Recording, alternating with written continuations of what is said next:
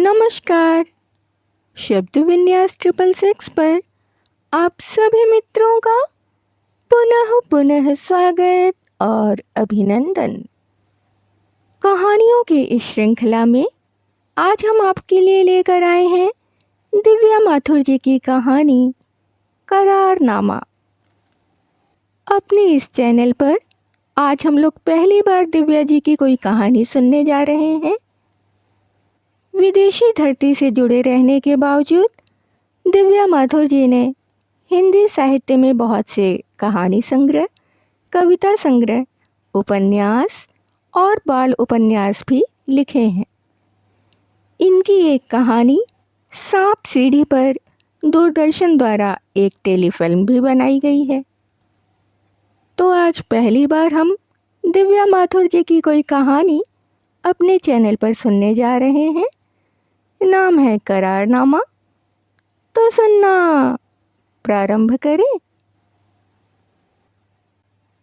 नील का पीछा करने का मेरा कोई इरादा नहीं था, न ही कोई औचित्य। हमारे विवाह के करारनामे में स्पष्ट लिखा है कि किसी गैर से संबंध बनाने से पूर्व हमें एक दूसरे को सूचित करना होगा। नील ने तो यहाँ तक कहा था कि किसी दौरे पर यदि हम अचानक किसी के प्रति आकर्षित होकर संभोग जैसी स्थिति में पहुंच जाएं, तो फोन पर हम एक संदेश करारनामे का उल्लंघन अवश्य भेज दें और इसके बाद जितना जल्दी हो सके अपने रहने का इंतज़ाम कहीं और कर लें। हमारी कोई मजबूरी नहीं है कि एक तरफा रिश्ते को दुनियादारी के लिए निभाया जाए। आरंभिक वर्षों में तो मैं नील के हर संदेश पर आशंकित हो उठती थी। वो मुझसे कहीं अधिक आकर्षक है। युवतियों को उन्हें चाहत से निहारते मैं अक्सर देखती हूँ। विवाह से पूर्व हम 5 वर्ष लिव इन संबंध में रहे।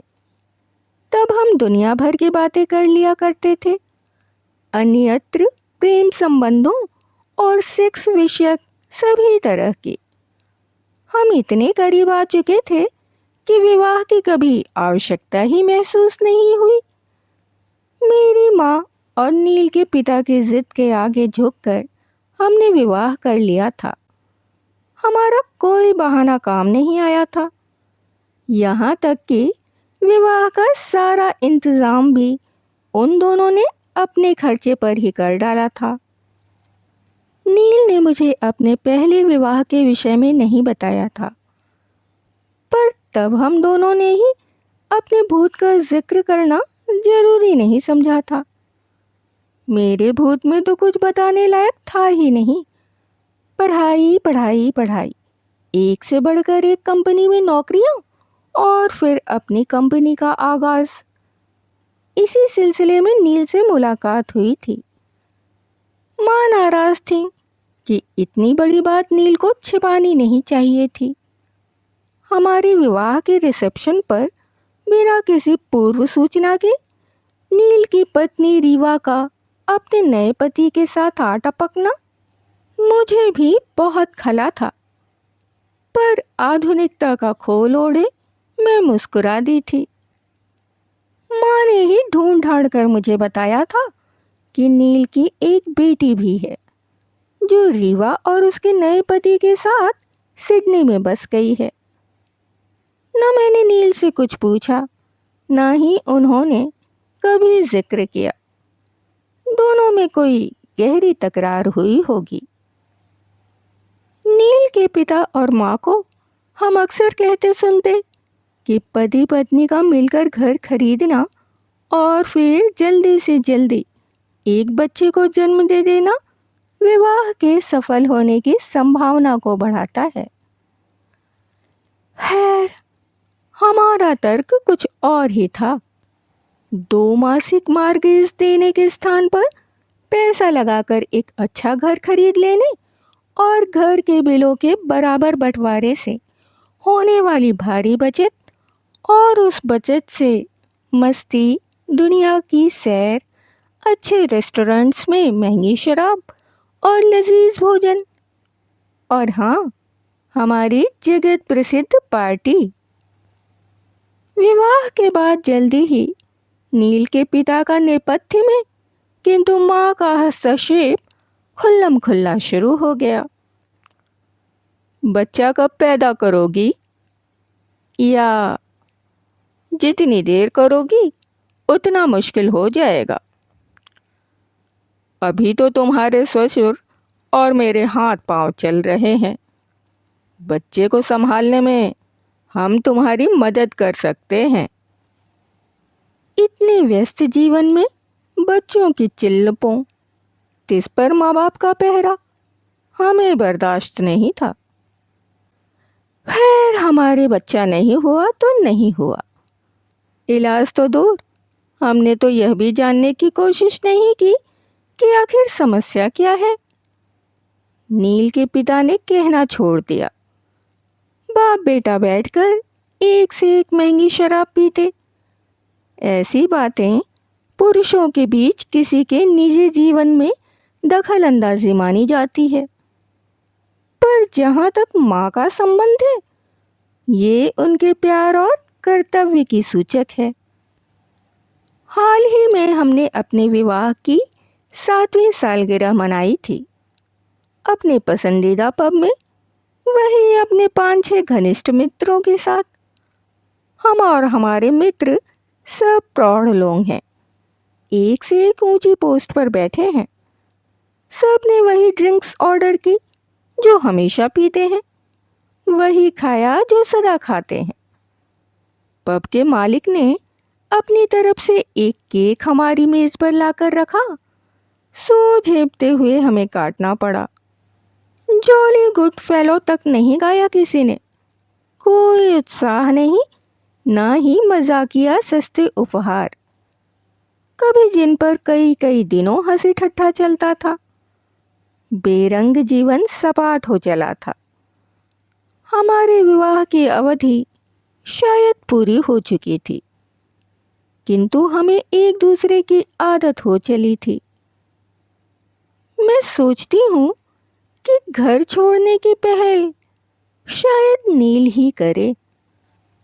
खैर, अगले दिन सुबह उठने में देर हो गई थी। दफ्तर के बाहर ही मुझे सूचना दी गई कि अंदर ना जाऊं। हमारे एक सहकर्मी को कोविड ने घेर लिया है। बरिस्ता से एक कप कॉफ़ी लेकर मैं बाहर बगीचे में बैठकर अपने सभी सहकर्मियों को एक टेक्स्ट हिदायत भेजने में व्यस्त हो गई कि अगले 10 दिन तक वे सब घर से काम करें, जिसमें अधिक समय नहीं लगा। इस दुविधा में थी कि अब क्या किया जाए। सिवा घर पहुंचकर सीधे लैपटॉप खोलकर बैठ जाने के जीवन में कुछ भी तो नया नहीं। लॉकडाउन के कारण मनोरंजन के लिए सिवा घर में बैठकर टीवी देखने के कोई और चारा नहीं था।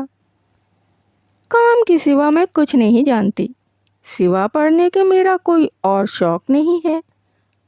छुट्टियां और तफरी सब नील के हवाले। सिनेमा या पब भी मैं कभी अकेले नहीं जाती, क्योंकि मैं मितभाषी हूँ। दोस्तों ने मुझसे सीधे सीधे बतियाना बंद कर दिया है। माँ भी मुझसे सामाजिक संपर्क के गुणों की चर्चा करते नहीं थकती, पर बिना बात की बकबक मुझे बर्दाश्त नहीं। नील मुझसे बिल्कुल उलट प्रकृति के हैं। वो तो वेटर्स और कचरा उठाने वालों से भी बतियाने लगते हैं। शायद इसलिए सबको प्रिय हैं। उनकी बातचीत में मेरे शामिल होने का अर्थ केवल हाँ या ना में मेरा सिर हिला देना। यदि वह मुझसे ऊब चुके हों तो मैं उन्हें दोष भी नहीं दे सकती। घबराहट हुई कि इतनी सुबह सुबह घर जाकर क्या करूंगी। साफ सफाई के लिए एक मेड है, बागवानी के लिए माली है, और खाना पीना अधिकतर बाहर ही होता है। या फिर हफ्ते में एक दो बार नील शौक से पकाते हैं। घर के पास पहुंचे ही थे कि देखा कि सजे धजे नील घर से बाहर आकर अपनी मर्सिडीज में बैठे रियर मिरर में अपनी जुल्फें संवार रहे हैं।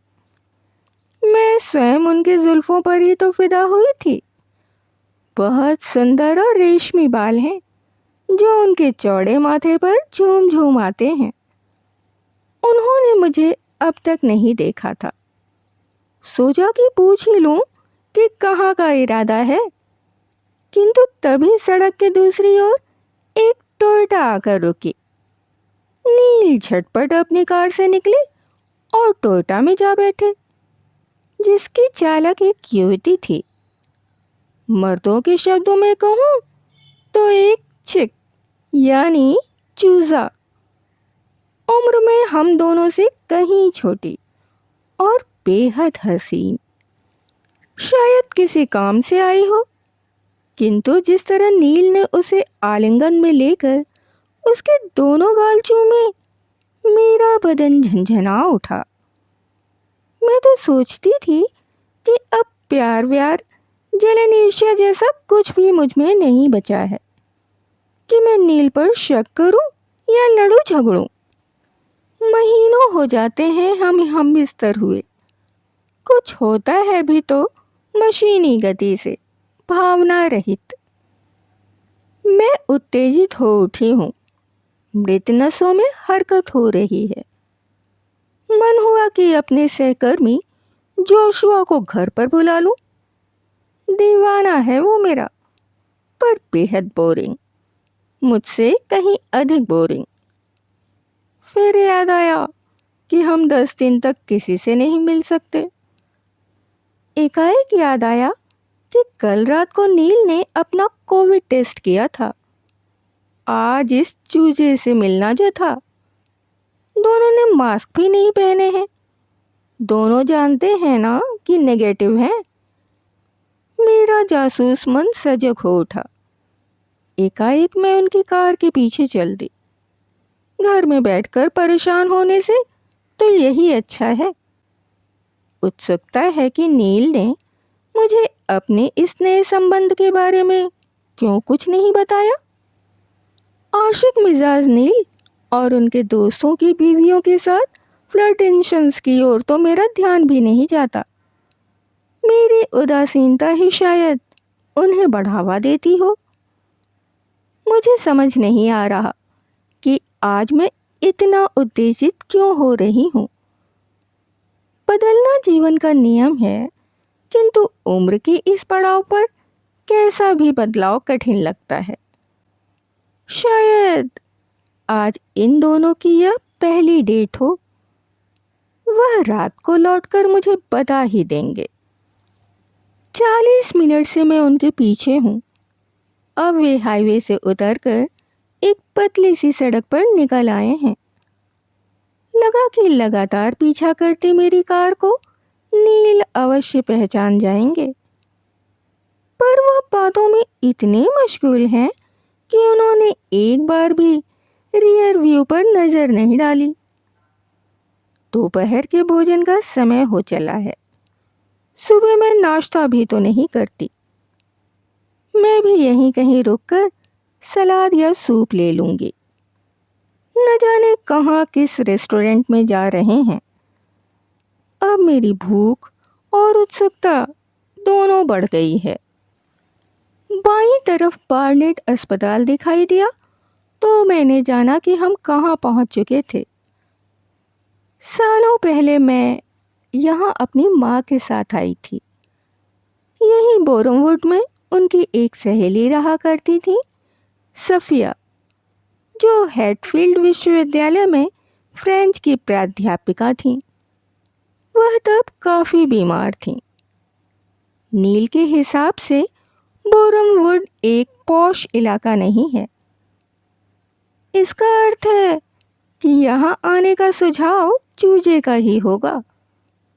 एक विशाल और खूबसूरत इमारत के कार पार्क में जाकर उनकी कार रुकी। इमारत पर कोई साइन नहीं है। गूगल पर देखा तो जाना कि यह एल्स्टरी होटल है। ये दोनों शायद अपने किसी क्लाइंट से मिलने आए हों जो यहाँ ठहरा हुआ हो।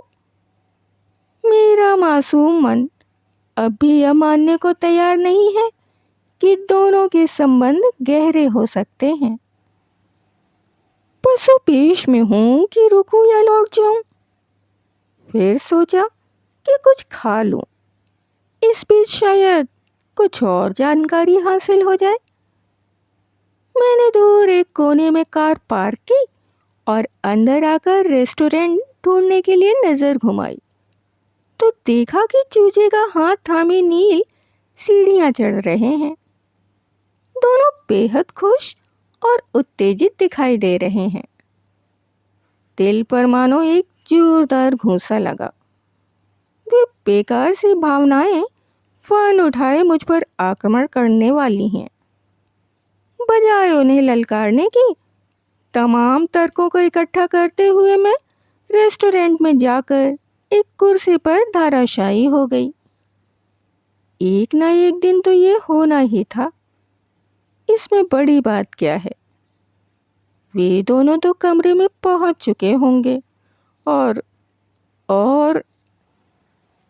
मैंने सूप ऑर्डर किया और फोन पर संदेश देखने लगी। शायद नील ने कुछ लिखा हो। मुझे नहीं लगता कि इस वक्त उसे मेरा या हमारे करारनामे का ध्यान भी आएगा। 1 घंटा बीत चुका है। नील और चूजे के बीच जो होना था अब तक हो चुका होगा। ऐसे संबंधों में समय बर्बाद नहीं किया जाता। नील पूर्व क्रीड़ा में विश्वास नहीं रखता। बिस्तर पर लेटते ही वह सीधे सीधे संभोग चाहता है। तभी वेटर ने आगे गर्मा गर्म सूप और ताजे ब्रेड रोल्स परोस दिए, जिन्हें देखकर यकायक मेरी भूख भड़क उठी। मैंने आराम से भोजन किया। तन मन को जैसे सुकून मिला। बजाय घर जाने के मैंने एक साइडर का ऑर्डर कर दिया। शराब तो पी नहीं सकती, ड्राइव जो करनी है। परेशान होने का क्या फायदा? किंतु गाहे बगाहे मेरी दृष्टि फोन पर चली जाती। अब तक उसने मुझे संदेश नहीं भेजा है। इसका अर्थ तो यही है कि या तो चूजे ने अभी तक उसको मौका ही नहीं दिया है या फिर नील मुझसे बेईमानी कर रहा है। मैं सीधी हूं पर बेवकूफ नहीं। मैं बिना किसी झिकझिक के एक सहज तरीके से नील से निजात पाने की सोच रही हूं। तलाक के बाद हमें मकान को बेचना पड़ेगा। अपने हिस्से के पैसों में अपनी सेविंग्स मिलाकर मैं इसी घर को बड़ी आसानी से खरीद लूंगी। आज ही रात को मैं वादा खिलाफी का हवाला देते हुए नील से घर छोड़ देने को कह दूंगी। मेरे फैसले से वो खुश ही होगा कि उसे मुझे सफाई नहीं देनी पड़ी। रात को ही क्यों, अभी ही क्यों नहीं? मेरा चेहरा भभक उठा। बिना कुछ सोचे समझे मैंने उसे टेक्स्ट भेजा। करारनामे का उल्लंघन। लगा कि मन कुछ शांत हुआ। वैवाहिक जीवन जैसा कटा जितना कटा, मुझे अब कोई गिला नहीं है। बिल देकर मैं कार पार्क की ओर चल दी। कार में बैठते ही मोबाइल पर स्पंदन हुआ। नील का संदेश था। कहाँ हो? क्या हुआ? चिंता मत करो, शाम को बात करते हैं। क्या? चिंता कैसे ना करूं? इस आदमी की हिम्मत तो देखो। मेरा गुस्सा 7वें आसमान पर था। मैंने अपनी कार का इंजन ऑन किया ही था कि होटल के गेट से निकलते हुए नील और चूजा दिखाई दिए। उनके साथ अब एक युवक भी है। मैं एकदम ठंडी पड़ गई। मामला कुछ और ही है। अपने संदेश को मिटाने का अब कोई फायदा नहीं है। नील का जवाब आ चुका है। अब मैं फिर उनकी कार का पीछा कर रही हूँ। पछतावे के साथ बेवकूफ़ी करने से पहले पुष्टि तो कर लेती। शर्म और मलाल से मेरी आंखें उमड़ने घुमड़ने लगीं। नील के लिए शायद यह मेरा प्यार ही होगा जो मुझे शक की इस सीमा तक ले आया। 7 सालों से रोज सुबह मुझे कॉफ़ी बनाकर देना, मेरी पसंद की मछली रोस्ट करना इत्यादि। नील का मेरे प्रति प्यार नहीं तो और क्या है। जीवन में सेक्स से तो सब कुछ नहीं होता। फिर मेरे अपने भी तो कुछ फ़र्ज हैं। मैं क्या करती हूँ सिवा मुँह सुजा के बैठे रहने के या फिर नील के मित्रों को नज़रअंदाज करने के। मैंने ध्यान ही नहीं दिया कि मैं कब घर पहुंच गई। पीछे बैठे नील ने मुझे कार से उतरते ही देख लिया था। हाय मिया, आज तुम जल्दी घर आ गई? नील ने मेरी ओर पढ़ते हुए कहा। वह कुछ परेशान से लग रहे थे। अपने दोनों हाथ उठाकर मैंने दूर से ही हाय कहा। हेलो मिया, मैं हूँ अमीलिया और ये है मेरे मंगेतर स्टीव। पापा से मैंने आपके बारे में बहुत कुछ सुना है। चूजे यानी नील की बेटी ने मेरी ओर बढ़ते हुए कहा। हाथ उठाकर मैंने उनको अपने से दूर रहने का संकेत दिया। मैं इस झटके के लिए तैयार नहीं थी। साफ झूठ बोल गई। सॉरी, मैं क्वारंटाइन में हूँ। मेरे एक सहकर्मी को कोविड हो गया है। आप दोनों से मिलकर मुझे भी बहुत अच्छा लगा। मैं आपको अंदर आने के लिए भी नहीं कह सकती। नील से आंख चुराते हुए मैंने कहा, मैं वास्तव में अंदर बुलाकर उन दोनों की अच्छी खातिर करना चाहती थी। ओह, आप परेशान ना हो, अभी हम लंदन में ही हैं। 10 दिन के बाद मिलते हैं। आप अपना ध्यान रखिए। कहते हुए वे कार में बैठकर चल दिए। सड़क के दो छोरों पर खड़े नील और मैं एक दूसरे को देख रहे हैं। मुझे समझ नहीं आ रहा कि मैं उनसे कैसे माफ़ी मांगूं। नील ने दरवाज़ा खोलकर मुझे अंदर आने का संकेत दिया। मैं अचकचा गई। चिंता ना करो, क्वारंटाइन के दौरान मैं तुम्हारा ध्यान रखूंगा। फिर तुम जैसा चाहोगी हम वही करेंगे। कौन सोच सकता था कि करारनामे का उल्लंघन तुम्हारी तरफ से होगा? नील ने मजाकिया लहजे में कहा। उसके चेहरे पर मुझे विकलता और निराशा जैसी परछाइयां दिखाई दीं। अचानक मुझे अपनी गलती का एहसास हुआ। मेरा संदेश स्पष्ट नहीं था कि करारनामे का उल्लंघन किसकी तरफ से हुआ था। वो भी सोचकर हैरान हुआ होगा कि मेरी जैसी बोरिंग औरत को कोई और भी चाह सकता है। उसके परेशान माथे पर झूलती उसकी जुल्फें बेहद रोमांटिक लग रही थीं। मैं झट उसके सीने से जा लगी। 12 वर्षों में पहली बार पहल मेरी तरफ से हुई है। इस बोझ से कि मेरे किसी अन्यत्र संबंध से नील भी परेशान हो सकता है, मेरे चेहरे पर एक सुकोमल मुस्कुराहट फैलने लगी। अभी आपने सुनी दिव्या माथुर जी की कहानी करारनामा। कहानी आपको कैसी लगी? अपने विचार हमारे साथ भी साझा करें। यदि कहानी आपको पसंद आई हो तो आप इसे लाइक भी कर सकते हैं, मित्रों और परिवारजनों में शेयर भी कर सकते हैं।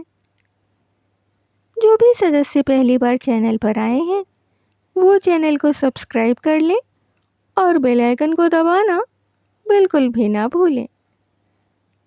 कहानियों और उनके प्रस्तुतिकरण से संबंधित यदि कोई विचार, सुझाव, आलोचना या फरमाइश आपके पास हो तो उसे कमेंट्स के जरिए हम तक आने दें।